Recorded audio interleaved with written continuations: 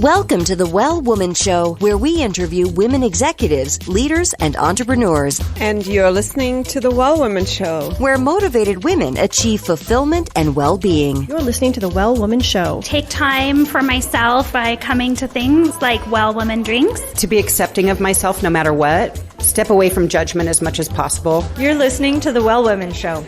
You're going to be in for a good ride. I don't regret anything. Everything I've ever done, I've learned from it, one way or another, good or bad. Being a little bit selfish for yourself, put your own oxygen mask on first and then give what's left. I'm a woman. I would prefer to tell my own story. My story, though it's very personal, is universal. You're listening to the Well Woman Show. And now your host, Giovanna Rossi. Hi, Giovanna Rossi here, and welcome to another episode of The Well Woman Show, where I interview women leaders, executives, and entrepreneurs about their lives and their road to becoming and being who they are today. Are you at the top of your game professionally, but feeling burned out, or finding it hard to focus on your goals, or unfulfilled personally? Or are you in transition, simply juggling so many things you find it hard to take care of your own needs? Well, you're not alone. We all need to activate the 4 universal superpowers. These are the internal strengths and abilities we all already have but don't use all the time. Superpowers can be cultivated, and they include awareness, intuition, action, and acceptance. Toward the end of the show, in a segment called Superpowers for Success, I ask my guest about her superpowers, and the answers will give you the strength, perspective, and power to live a well woman life. I'm so happy you're here, so thanks for tuning in. This episode of The Well Woman Show is brought to you by Collective Action Strategies, supporting organizations that support women and families, and by Well Woman Life Movement Challenge Quiz, your resource for living your best life. If you're in burnout or major transition, this is your time to figure out what's holding you back from making the changes you need to make in order to live your fullest, most joyful life. The cause of all of our challenges, personal or professional, can actually be rooted in the lack of internal superpowers and or external supports. Our Well Woman Life framework tells you which stage of the Well Woman life cycle you're in and what to do about it so you can truly live your best life. You can find out more at wellwomanlife.com/quiz. I'm so thankful for support from Natural Awakenings Magazine in New Mexico, a monthly green, healthy lifestyle publication, and for support from High Desert Yoga, promoting optimum physical health, clarity of mind, and spiritual inspiration for all. Hello, well women. So today, the topic is how to say no so you can say yes, one of my favorite topics of all time. And actually, on the show today, we talk about a lot of different things as usual, but this particular theme really jumped out because we went into some detail about it, and I love to talk about saying no. So for those of you who struggle with boundaries and saying no, or just need a refresher, this is going to be a great episode for you. And one little tip right up front I'm going to give you is when I say no, I try to say, thank you for thinking of me for this. I am going to need some time to think it over, and I'll get back with you. What's your deadline? And that's a great way to give yourself some space rather than that scenario that we've all been in where we're thinking to ourselves, oh God, no, I can't do another thing. And yet the words, yes, I'd love to, come out of your mouth. So to avoid that, definitely want to create some space for yourself to process and respond thoughtfully to whatever the person is asking you to do. And that includes your kids, by the way. It can be used for family, for work situations, really anything. So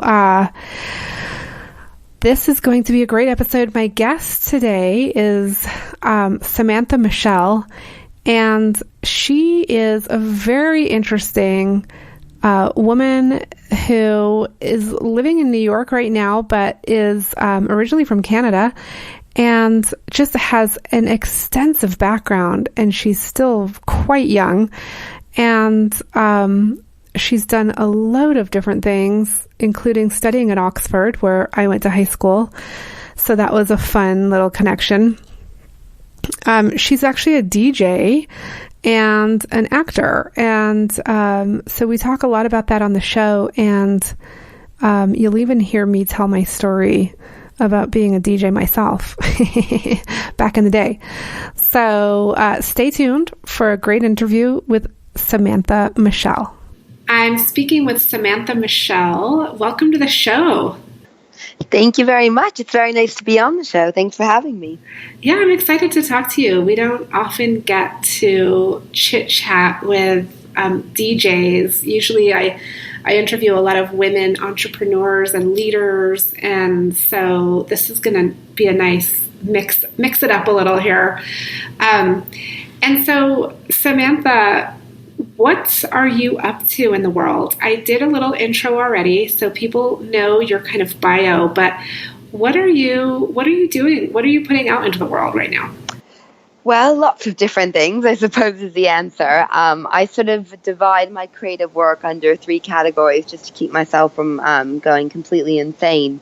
The first category is, spreading my love of soul music and rock and roll and good times and good vibes. And so I'm doing lots of DJing, and I feel really lucky that I've been able to partner up with, publications and charitable organizations and work with clients who I find myself very sort of soulfully aligned with. Tonight I'm DJing for Flaunt Magazine for their New York Fashion Week party, and I think that they're quite a cool publication, and they're all about supporting badass women, and I'm absolutely into that.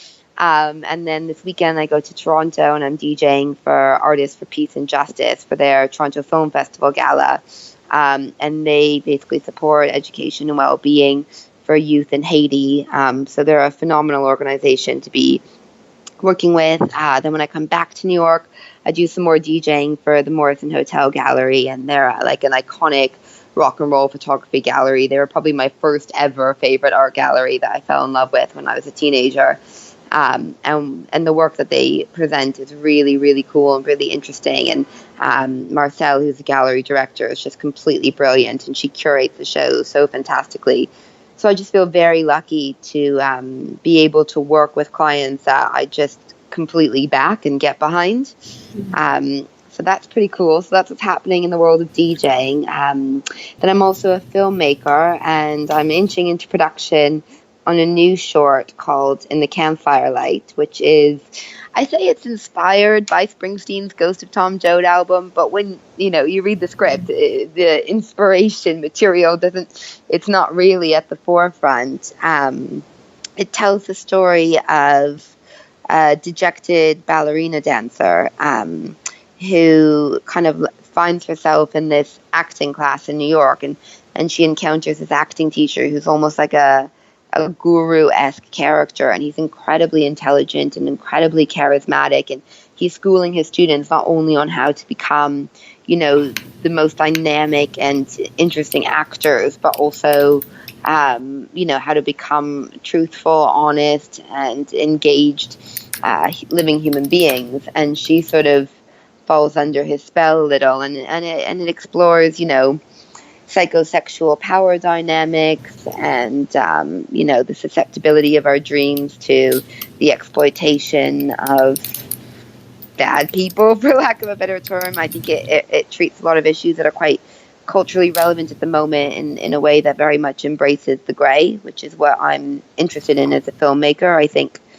often we abstract things into this is wrong and this is right, and in that process of abstraction, we kind of lose sight of what lies at the foundation that gave rise to the conflict. And that foundation is a rich tapestry of highly complicated themes and ideas. And then I also act in things. I love to act. I think it's really fun when you're given a great, rich, exciting character to get to go on that journey. I worked on a film in Canada in June. And we'll see what's happening next on that front. So that's my world at the moment. Okay, that's a lot. I realized. I was like, oh, Samantha, you've been talking for a while. No. That's a lot. You're involved in a lot of different things in those three areas, and you live in New York. We were talking before we started recording. You live in Greenwich Village. How, Samantha, how did you start doing all of this? Because aren't you still in your early 20s? Well, I'm 28 now. Oh, 28, okay. So I've been sort of doing this all now for, I guess, close to 7 years, since I graduated from university, really. And I don't know, I think as a kid, I didn't really have any sense of clarity as to what I wanted to be when I grew up. I danced competitively and I loved dance. And I think part of me always kind of got off on the adrenaline of performance. But then I also really liked writing, and I was always very interested in expressing myself in different ways. But yeah, I had no idea really what I wanted to do. And when I moved to New York at 17 to go to NYU, it was kind of like everything was just fair game. And I was taking lots of different classes and studying lots of different things and running around too many nightclubs. And then when I was at Oxford, I had this kind of amazing experience, because by that point I'd kind of whittled it down to another sort of 3 options. I tend to work in 3s in my life. And I was like, well, either I'm going to go to graduate school and I'm going to carry on with this whole reading and writing thing, or I'm going to work in events or PR or charity or something, because at the time I was producing this couture charity gala bowl thing for Help Malawi, which is a really cool organization that benefits children in Malawi. And I was really enjoying my work with that. And then I was also acting in these plays. And so every day was kind of split between academia, events, and theater.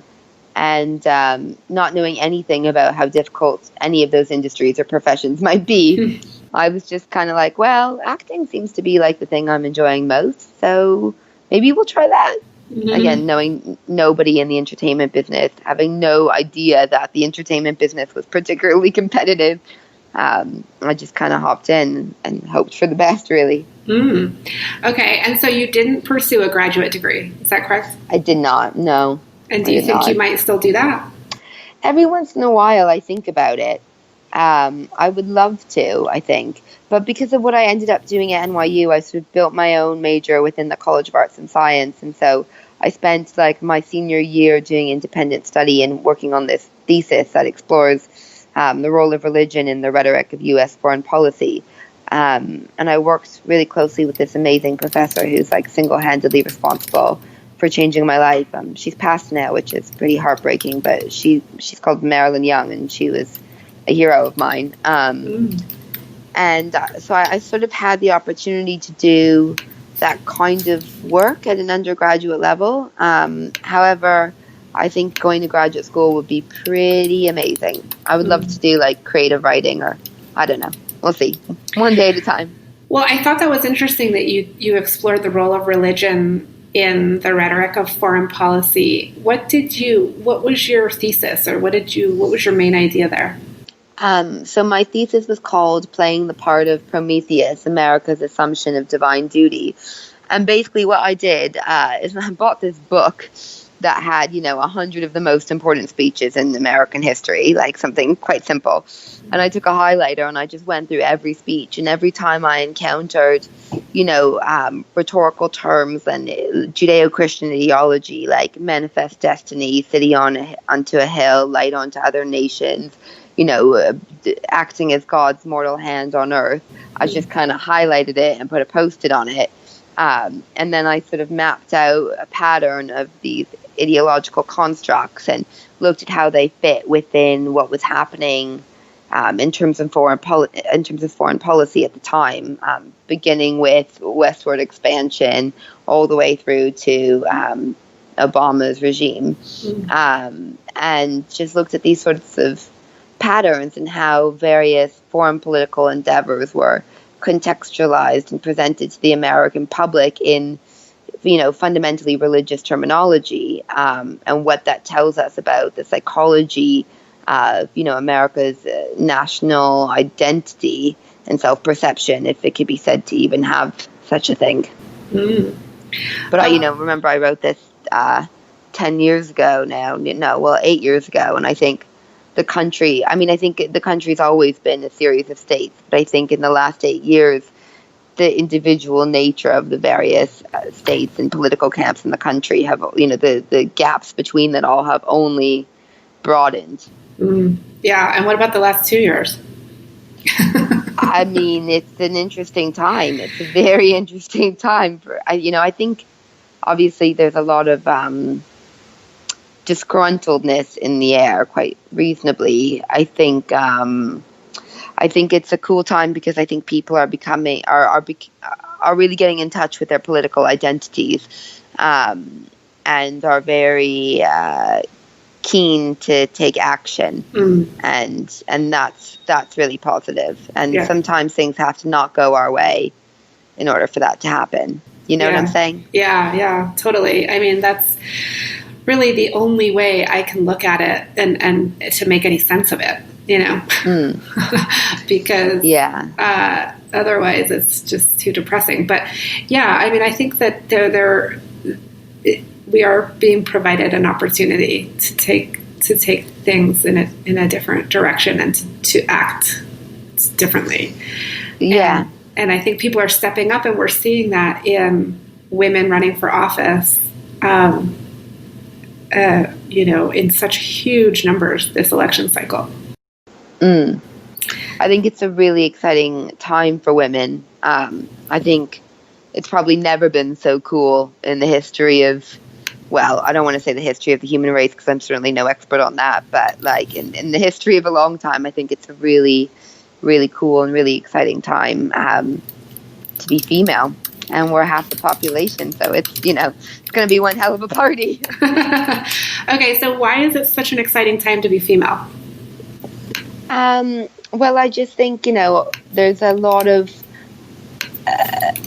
opportunity to engage in discourse without censorship or restriction. I think a lot of that is facilitated by, obviously the internet and social media. And that has, its own whole host of unideal byproducts. But I think one of the positive things about this new technology is that, everybody has a microphone and everybody is free to share and to engage with each other regardless of where they are. I think people are forming digital communities, and obviously there's great strength in numbers. And, I think obviously living in Greenwich Village, I'm exceptionally privileged to live, amongst like-minded folks, generally speaking. But I think, there's a lot of people who don't have that same sort of privilege, and perhaps within their immediate surroundings are not seeing, models of women that they would aspire to be like, or they're not connecting with the people who share their same philosophical or political perspective, but they can hop on Facebook or hop on Google and they can find resources and communities to feel less alone in whatever their ideology might be. And I think that that's quite cool. I think, in terms of if we look at Hollywood, which is something that I'm obviously interested and invested in, with the casting couch sexploitation, which is what my first film, The Dark Side of the Sun, is all about. And I made that film, 2 years ago, like explicitly with the intention to kind of pull back the curtain and expose casting couch sexploitation in Hollywood. And so it's particularly thrilling to see that that's all really come to a light and people are starting to have conversations about what's been going on since, the beginning of the industry, and certainly in a number of other industries. And I think that that's creating, a culture of carefulness, and carefulness is fundamentally a good thing. And I think, what's happening as a result is that women are exploring different, because all of this is gray and complicated. Do you know what I mean? Not to say that somebody who is the victim of sexual exploitation in some way, shape, or form has in any way brought that upon themselves, but sometimes in some cases they potentially have, or it's been encouraged, and it's all this kind of thin line that's weaving back and forth. And obviously there are plenty of instances where it is not a thin line, but there are plenty of instances where it is. And I think what's happened is because of, the parameters and the practices that have been in place that are so deeply entrenched, I think women have felt pressured to rely on their charm or their beauty or their sensuality or their sexuality in order to advance themselves. And now, because that isn't, an accepted, approved currency any longer, I think that's forcing women to, forget about the men and whatever's going on with them for a minute. I think it's forcing women to look inwardly and go, all right, well, what's important that I put out into the world? If I'm, I don't know, going to a dinner party tonight, like, okay, cool, what am I going to wear? How am I going to do my hair? What shade of lipstick? Fine. But also, what am I going to say? What am I going to talk about? Yeah. What's my opinion going to be on the subject at hand? These weren't questions that were part of a woman's preparation for a social gathering in the 50s and 60s, and to a certain extent, even 6 months ago. Right. Yeah, exactly. Yeah. And I think that that's really cool. Yeah. I mean, we're definitely seeing more a clear movement, for women to step into their power and use their voice. And I think that we're at a very interesting point where women need a lot of support to really be that and do that. 100%. I think certainly in my work and in everything that I do, I really try and make a conscientious effort to reach out to other women and connect with other women. Like just last night, I met with this DJ who I stumbled across on Instagram, and I'd never met her. I just wrote to her on her website and said, "Hi, I'm Samantha. I'm a 60s and 70s soul DJ. I moved to New York a couple months ago. Like, looks like you're doing, phenomenal work, and you're working with some really amazing people. Like, I'd really love to just, pick your brain and ask for your advice." And we met yesterday, and she was lovely and awesome. And, I hope we get to hang out again. Maybe at some point down the road, there'll be an opportunity for us to collaborate in some creative way. Maybe there won't be, but I just think that it's interactions like that are really important. Yeah, totally. And the idea of having a mentor too, that you brought up earlier, and you said your mentor in college had passed away, but do you rely on other mentors in your life, other women? I think I could probably use another mentor or two, to be honest, but I think there's a lot of people in my life that I do rely on, both men and women. I'm exceptionally close to my dad. He's my best friend, and I absolutely rely on him in everything that I do. My mom is also an amazing, incredible force of a woman, and she's exceptionally inspiring and exceptionally helpful, and she always knows the right thing to do, and I think I'd be quite lost without her as well. I've got, the most amazing network of very, very close friends who I've known for a long time. And those are the people that I turn to when I'm a little lost and a little confused and a little stuck what to do. And I think because I've lived away from home for 10 years, my friends have really become my family. And I think I would be absolutely nothing if it weren't for the people in my life, that's for sure.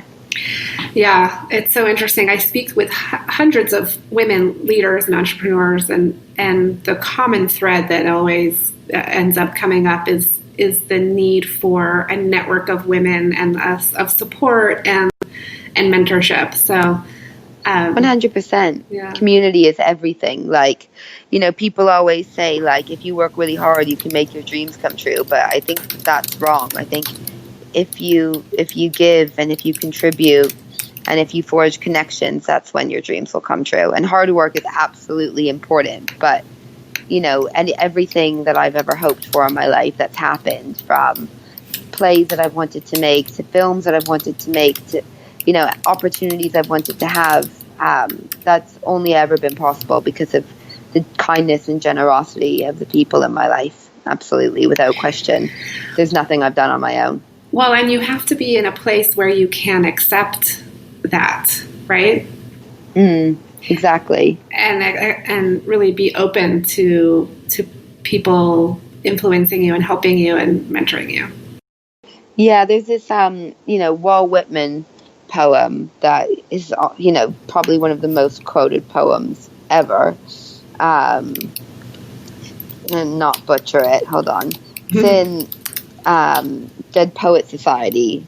Yeah, Oh Me, Oh Life. This is definitely the most obvious poem of probably American poetry. And and I am no poem expert, but like it's just something that I sort of revisited recently that kind of reverberates in my mind like day after day. And the poem's amazing. It's this little short thing, where he talks about how difficult and fundamentally challenging life is by its own definition, and then he kind of goes, well, what's the point of it all? And he sort of poses a question and offers the answer. And it says that you are here, that life exists, an identity, that the powerful play goes on, and you may contribute a verse.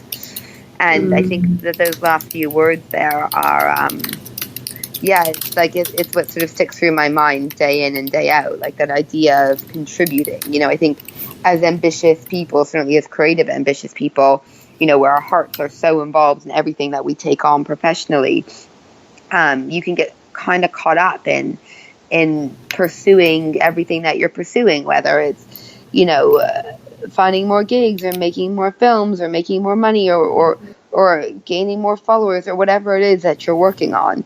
And your energy can be quite like take oriented, for lack of a better term. Like, what am I getting out of today? What am I getting out of this meeting? What am I getting out of this interaction? What am I getting out of this job, this encounter, this experience? And I think actually like the point is quite the opposite.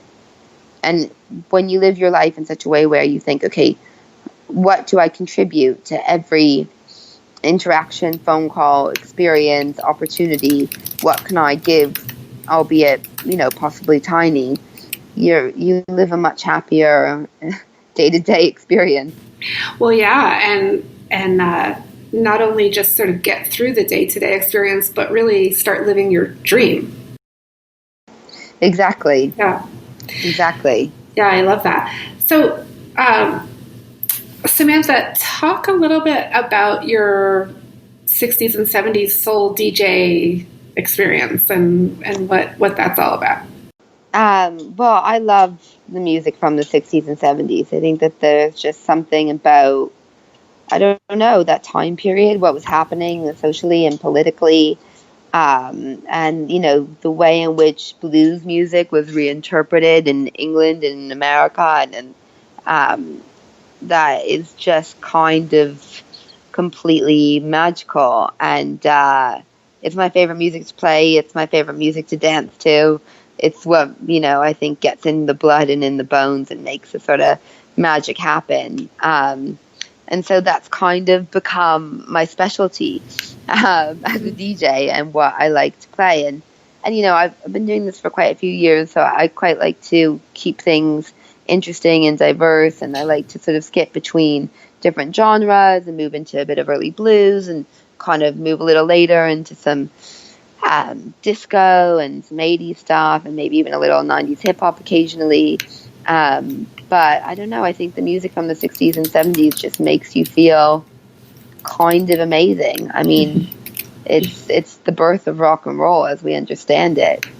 And how do you incorporate, or do you incorporate your feminism or, sort of critique of the world in your DJing?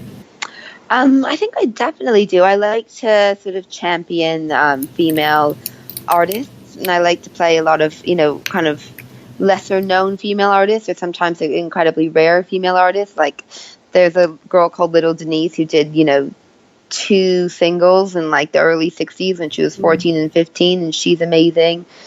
Sugar Pie DeSanto, complete legend, but people who aren't necessarily big soul music fans maybe have never heard of her. I like to play call and response songs, like Annie Williams' version of I'm a Man, Patty Drew's version of Hard to Handle, where these artists are kind of shimmying the lyrics a little to present the subject matter from a female perspective. In the canon of soul music, there's a lot of examples of that, where they just sort of go, instead of I'm a man on the street, it's I'm a girl on the street, and kind of reclaiming their own feminist right to the song. So I really like to play those sorts of records. I love to play covers by females of songs popularized by men.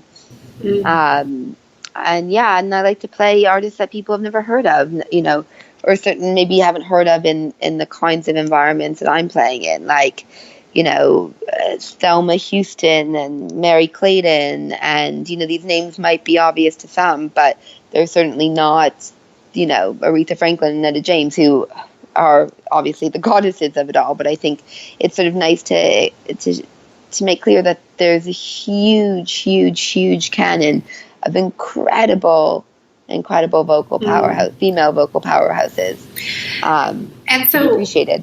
Yeah. And so when did you break into like bigger gigs and being paid and flown, around the world to do DJ gigs? Like, how did that happen? If there are folks listening out there who are like, well, I like to DJ too. How could I do that? Was it like one thing that led to a bigger opportunity, or was it just, did it build? How did that happen?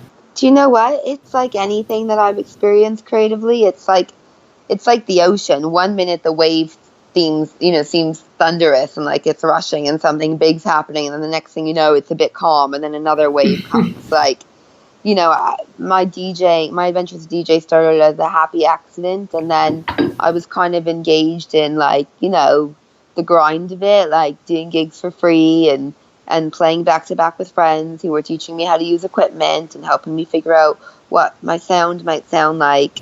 And then, just plugging along, trying to do gigs for however much money I could find, like here and there. And then I sort of took a break for a bit and was working on a play, and somebody who I'd met years earlier, who I guess I'd once mentioned to that I did some DJing, was like, hey, could you do some DJing for this event for me? And I was kind of like, well, no, I've sort of decided to take a break from that. And he was like, well, I'll fly you here and pay you pretty nicely. And I was like, okay.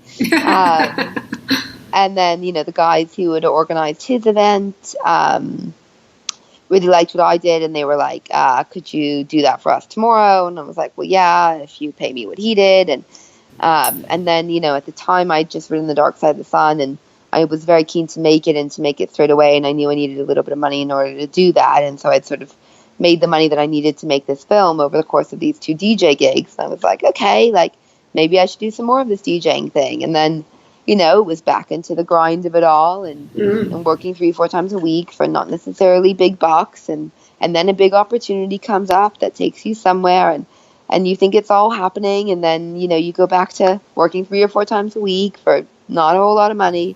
Like, I think that's the thing. I think I'm not a superstar by any stretch of the imagination, but my experience of creative success is that it's not when the ball starts rolling, it rolls. It's like when the ball starts rolling, it rolls for a bit, then it stops, but it will roll again.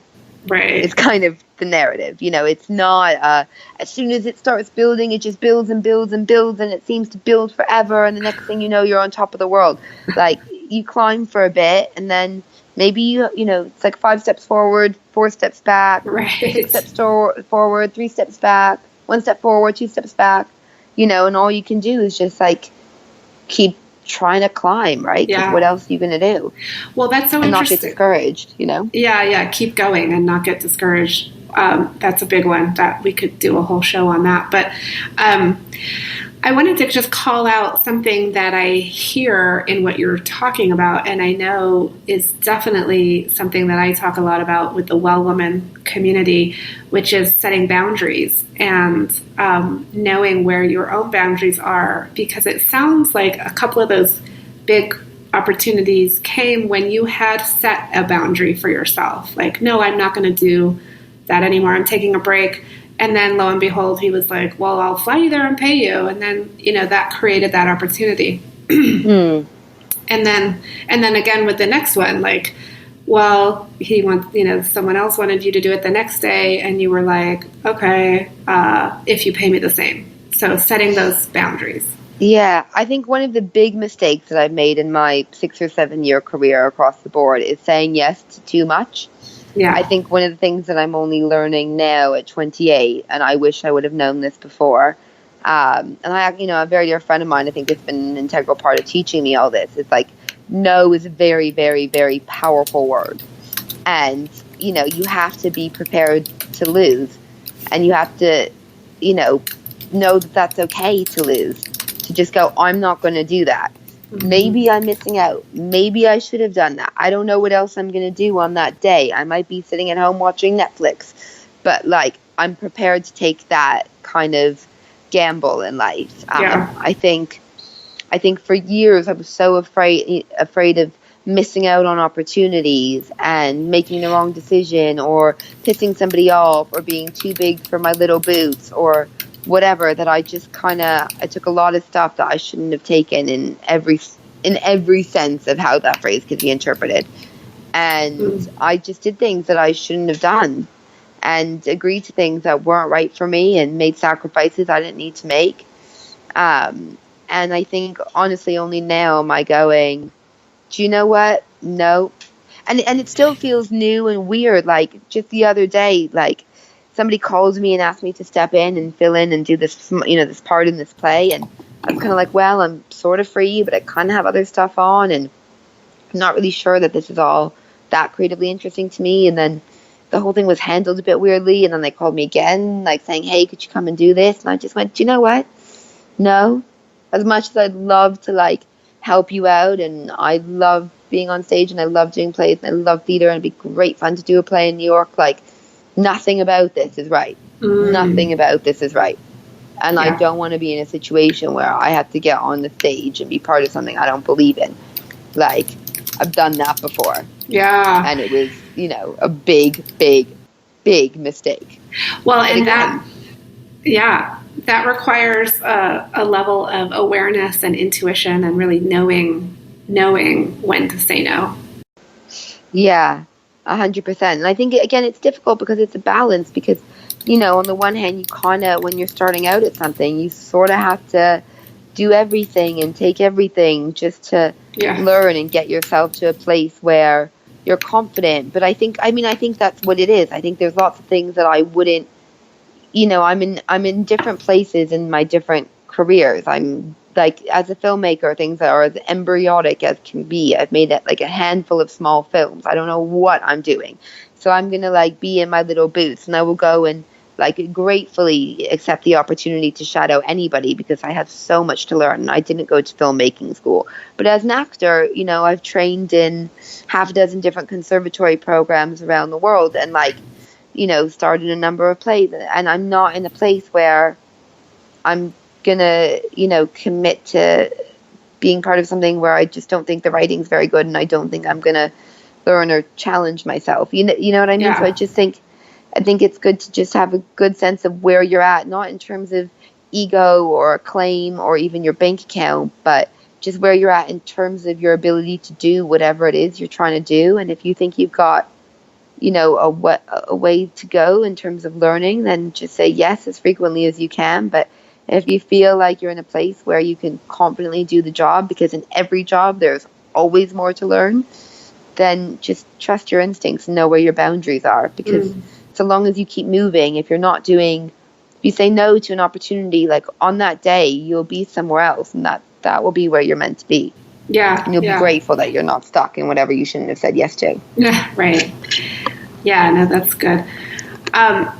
So, Samantha, I'm going to move us on to the final segment here called Superpowers for Success and ask you a few quick questions that really allow the audience to get to know you and learn from you, although we've already been doing that. But before we do that, I just want to share that this whole conversation has just brought up a memory of mine that I really haven't thought about in a while that I want to share, which is funny to me, which is that I started doing DJing for our local radio station here, and years ago it was my, like, outlet for creativity and fun because I had a very serious, like, policy job in politics and everything, and I started doing, like, DJing on this radio show for women's issues, and so I would play a bunch of, like, women artists and stuff, and it was so much fun. And the station, like, the news manager was like, we want you to do a segment, like a policy segment, because you're a policy person. And I was like, no, I'm not going to do it. I don't want to do that. I want to DJ. And so I continued doing that for a while, and then finally I gave in, and I started doing like a segment on more to do with my work, and then that actually turned into this radio show, this podcast. So it's kind of I love it. So it all started with music. That's amazing. I know, it's really funny to think back to that. So all right, music is the heartbeat of all good things, isn't it? I know, it really is. It really is. So I love that. I love that connection, and I don't think I've ever shared that actually on my show. So that's a little tidbit. Amazing. I love that. Yeah. So crazy how one thing just leads you to another that leads you to another. It's like following the breadcrumbs of life, isn't it? Well, yeah, exactly. And I mean, I'm quite a bit older than you, so you still have all of those breadcrumbs to follow, and you have so much more to do in your life. But, when people ask me, like, how did you end up doing what you're doing? And, it's like there's never a straight story. It's like the line is so curvy, and, like there's never a straight, like, you should do this because it will lead to this. Like, no, just do, like, I don't want to sound like just very flippant about it, but, follow your authentic, true self. And like you said, what can you contribute? Like, how can you serve? And that will lead you to the path. 100%. 100%. Yeah. So, okay, so let's wrap it up with our little segment on superpowers. What does success in life mean for you? Oh, it's a good question. Smiling as much as possible every day, 7 days a week. And in my sleep. All right. Okay, and when did you know you were really good at what you do? I still don't know if I'm really good at what I do. Okay. I'm just going with it and trying to get better. Nice. Okay, and then describe a personal habit that contributes to your own well-being. I write in my journal every morning. I've done it every single day since I was 22. It's the best thing I ever did. I've never reread a single entry. Like, I do it when I'm half asleep. It's like brushing my teeth. I don't even notice that I'm doing it anymore. Mm-hmm. But it's like giving your mind like a shower, scrubbing off all the dirt from yesterday and making yourself all nice and clean and fresh for today. And I can't recommend it enough. Do you do it at night or in the morning? First thing in the morning. Yeah. Nice. First thing in the morning. Did you happen to read The Artist's Way? I haven't, but somebody's told me about it, and that's what originally got me onto this idea. But then I'm not very good at doing things that like people write about in books because I feel like it's not my idea. So I was like, I'm not going to read the book. I'm just going to build my own little version of this. Yeah. And for the last 6 years, I have a series of moleskin notebooks because it has to be a moleskin. It's only ever been a moleskin. Literally for 6 years, if I don't have any moleskin paper, I'll rip one out of an old one and write it on the back. And every day I write, like I have to fill one full rules page. If I got more on my mind, it can go over. But it's like I just look to fill the page, so I never really know. It's not like I write a sentence and then I'm done. There's a set kind of space to it. Yeah. And again, I've never reread an entry. I don't have any intentions to. It's not about like chronicling where I'm at for some kind of eternal preservation. It's just a way of exercising like all of the things that I running around in my head that aren't really going to be of value to me for that day. And a way of revving myself up for whatever is going to happen that day. And cultivating a relationship with myself. That's quite fun. Me and me have a great time. Well, yeah. I mean, when you do that kind of journaling every day, it really allows you to connect with yourself instead of disconnecting and living unconsciously. For sure. So I interviewed Julia Cameron, who wrote The Artist's Way. And so for listeners, if listeners or if you, Samantha, are interested in that interview, go back through. It's an early episode. I'll have to put the link in the show notes since we talked about it here. I'll put the link in. And she walks you through she has like, I mean, there's a lot in that book, but she has like 3 things that you can do.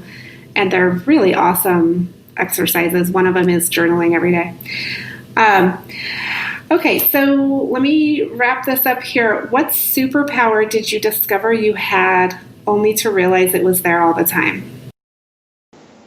Oh, that's a really interesting question. Wow, that's a really interesting question. I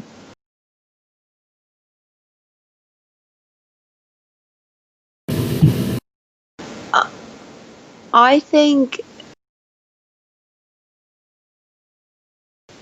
I'm good at, like, it's sort of difficult to put into words, but like I'm good at building an energy, and I think that's what DJing is really about. You know, forget music taste, forget the technicalities of it, and I think that's what, you know, being a filmmaker is about. And I think in a more intimate kind of way, that's what being an actor is about. Is creating this energy between, you know, yourself and the people around you, and building something that's spirited and you know, oriented around community. And I think I've only realized lately that that's maybe something I've done like my whole life, you know. Like I was at this sort of detox center in Austria with my dad in June, and he was there for a couple of days before me, and I was DJing in France, and he was sort of writing to me being like, it's so boring, nobody talks to anybody, I can't wait for you to get here, like sending me a bazillion emails a day. And I was like, don't worry, Dad, I'll be there tomorrow, we're gonna have a great time and drink all the tea that we can and whatever.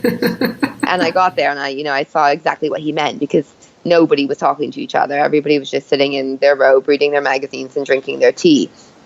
But by the end of, you know, the second day, like we had a group of friends, and we'd all have our broth together in the evening, and we went on an outing to this like little village during the day, and we'd all, you know, sit in the sun at 4:00 in the afternoon together. And you know, one of the nicest things that my dad said to me, he was so cute, he sent me this like funny little card, and, you know, in German with a pig. I don't speak any German, and then sort of wrote inside, because he stayed for a few days after I left, because I had to come back to New York for work, and he was like, I really miss you, and like this place misses you. There's a different, the energy here is different without you. And I was like, that's maybe one of the nicest things you've ever said to me, Dad.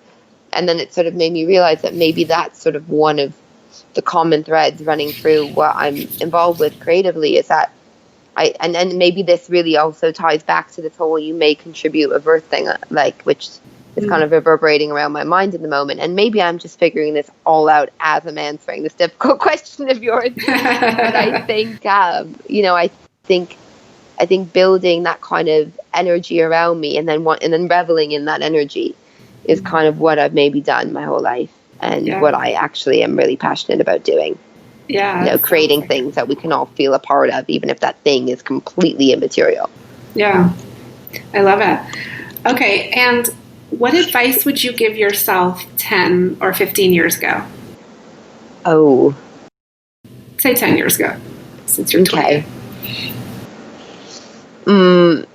There's so many things I wish I could have said, but like, probably my favorite sentence in the English language, which is kind of two strung together into one, but it's all going to be all right, I promise.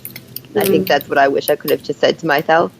You know, I think because I'm so engaged with my full crazy head and my full crazy heart in everything that I do, you know, with every like setback and rejection and loss and seeming failure and whatever, you just feel like it's kind of going to be the end of the world. And it's really difficult to see that actually the universe has got your back, and it's sending you where you need to be. And sometimes like those hurdles are really the things that are shimmying you in the direction that you need to go into. But just that feeling of it's all going to be fine. Like that whack of perspective. Like you have your health, you have your family, you have your friends. Everything that you need is literally within your being. And yes, it might need time to come to fruition or effect, but it's inside of you. And so if that one thing doesn't work out, if that one person lets you down, if that one opportunity doesn't materialize, it's all going to be fine. And I promise that reassurance for yourself, from yourself, I think. Yeah, I love that. Okay, and do you identify as a feminist? I think so. Yeah, I think so. I've never been like too big on like terms one way or the other, because I think they can mean lots of different things to lots of different people. But, you know, I think depending on one's interpretation of feminism, I believe in the great, you know, magnificent power of women. I believe what women are is equally capable as men. I think that we're also wonderfully special and different from men. And I think that, people are people, and each person is totally unique and different from the next person. And gender is a part of our identity like any other detail might be, but it certainly is not one that in any way divides weak from strong, because I'm eternally amazed by the strength of the women in my life.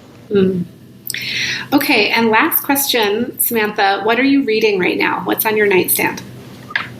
Actually, I'm reading this play called People, Places and Things, which I saw in London a couple years ago, and I loved it. It was honestly the most powerful piece of theater I've probably ever seen in my entire life. It's by Duncan Macmillan, and Denise Gall, who inaugurated the role. She's just, honestly, it's the most exceptional female performance on stage I've ever seen. And I don't know what made me want to reread it. Sometimes if I see a play that I really, really love, I kind of like to go and read the play, because when you're watching it, you're sort of caught up in the experience. And then, I don't know, maybe it's because I'm an actor, or I love theater, or I love the way that people's minds work. It's kind of nice to then go back and look at what was exactly said and how it was strung together and what the mechanics are of it and how it looks on the page. And it's just, I don't know, it's pretty extraordinary, actually. Awesome. Okay. And I highly recommend it. All right, we'll link to that too in the show notes. Samantha, it's been such a pleasure talking to you today. Thank you so much for being on the show. Oh, thank you. The pleasure is all mine. It's really kind of you to have me. These have been very interesting questions. That's it for our show today. Remember, if you need support to live your Well Woman life, head over to wellwomanlife.com/Facebook to join us. Our monthly live event, Well Woman Drinks, brings women together to share our successes and challenges as women, leaders, moms, aunts, sisters, and all the other roles we carry. If you'd like to attend a Well Woman Drinks near you, or if there isn't one in your city yet and you'd like to start one, email info@wellwomanlife.com. If you enjoyed the show, please take a moment and subscribe in iTunes and leave a review. This helps raise visibility, which is super helpful when it comes to producing the show every week. For feedback, comments, or just to let me know you were listening today, find me on Facebook, Twitter, and Instagram @WellWomanLife.